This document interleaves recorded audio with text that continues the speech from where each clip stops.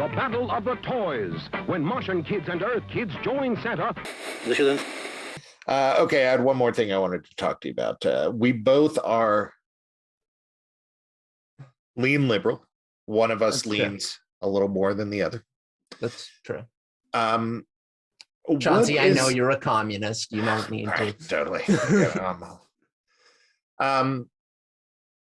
What's your take on these lockdowns and the protests and the mandates? You know, there seems to be a lot of sway in the world at this point with vaccine mandates specifically. I think vaccine mandates is what I'm asking about. What do you think of this? Well, so I have some varying opinions on this. I think a lot of times liberals really like to pin all the blame on this on anti-vaxxers, which frankly is fair. Everyone needs to take the vaccine. But I keep seeing anti-vaxxers are the reason we have all these new variants, and that is not true. No, of course not.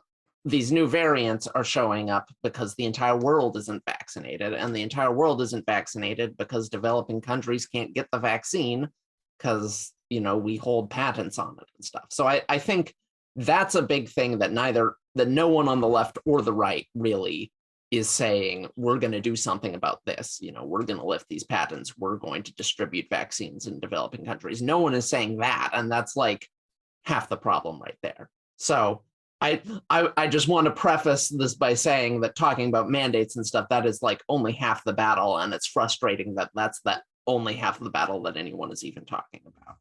But as for mandates and stuff, yeah, I think it's time. I think we've tried to be nice, but I think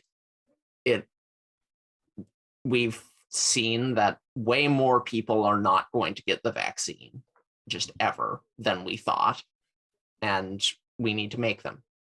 We do, because otherwise the pandemic won't end until otherwise people will die. That's what it boils down to. Lots and lots of people. So, and it will drag on for years and years, and that sucks.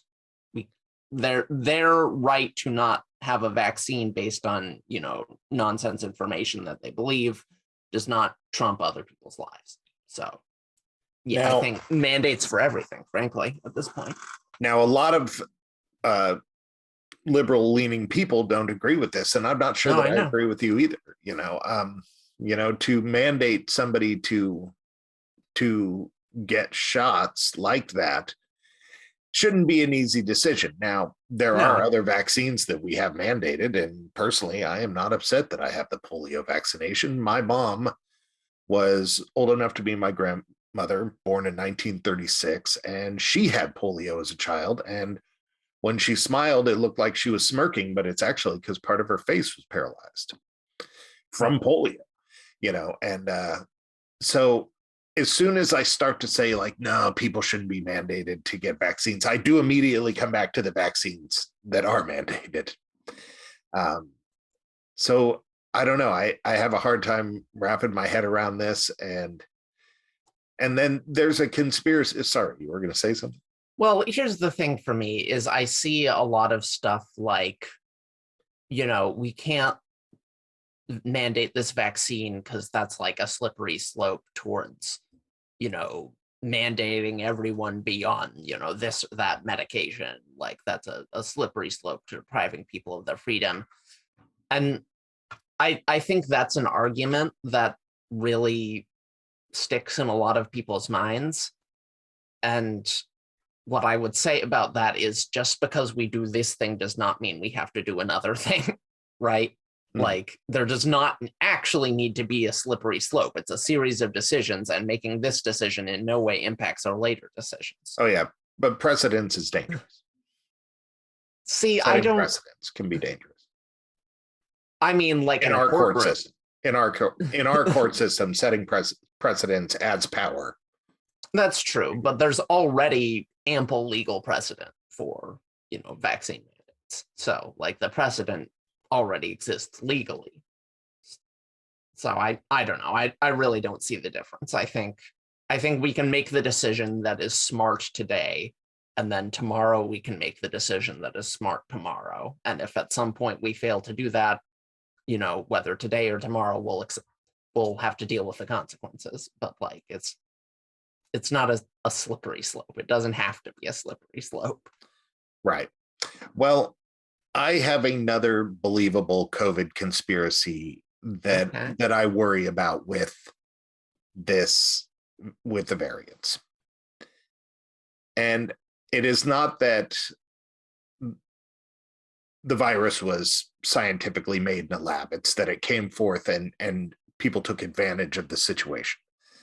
Like you were saying earlier, we own the patents and other countries can't get to it if they can't pay for it, and so on and so forth.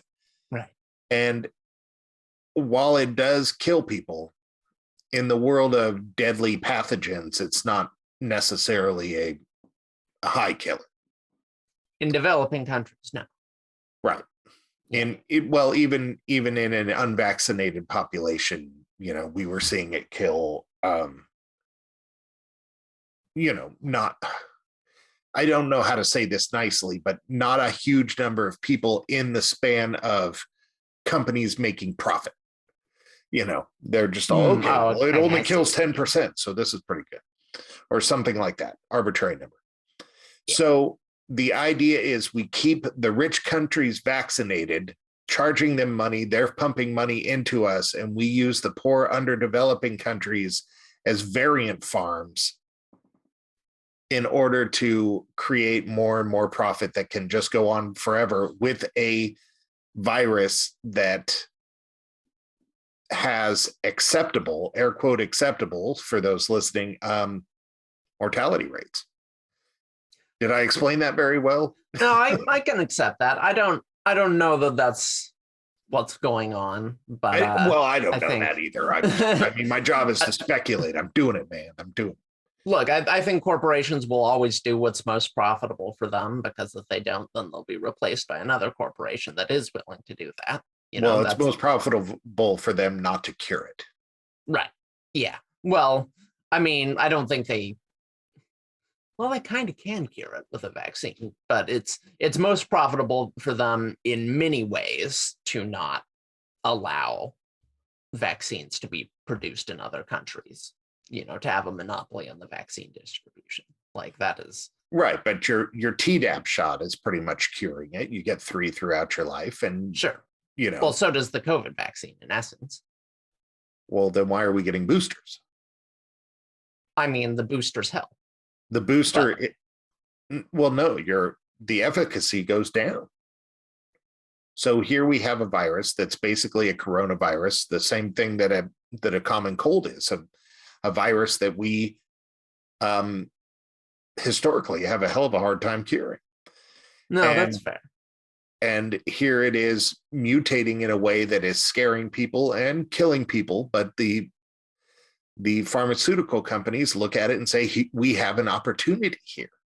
We have an opportunity to keep this thing at bay, but not really try to get rid of it. Yeah.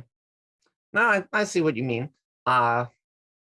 Now, for the audience, it's a pure speculation. I'm just coming up with it out of the storytelling side of it.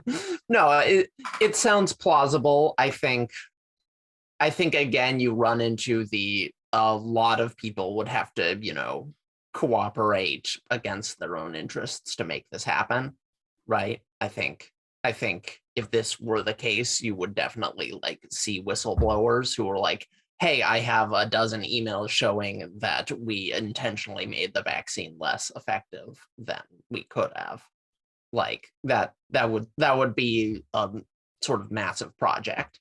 Right. And I think we probably wouldn't really be able to, the pharma companies wouldn't really be able to keep that under wraps. But honestly, I agree that it's good for them if the pandemic keeps going, and it's, good for them if they're the only people who can make vaccines. So my problem with conspiracies is usually not on the order of I don't think they would do that. It's usually on the order of, I don't think they could keep it a secret. There are lots of conspiracies that I believe in because they're not secret. People just are like, yeah, we're doing that. I think fossil fuel companies and climate change, that's a conspiracy that's just out in the open. They're just no, we're here destroying the planet because it is profitable to us personally. That's just smart business. That's what they're saying. And so it's This is not a conspiracy. You told us. We know.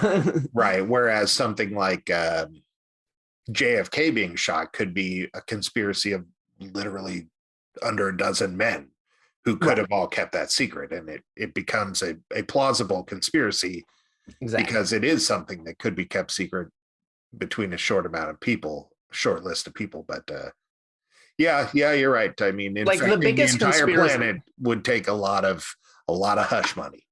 Yeah.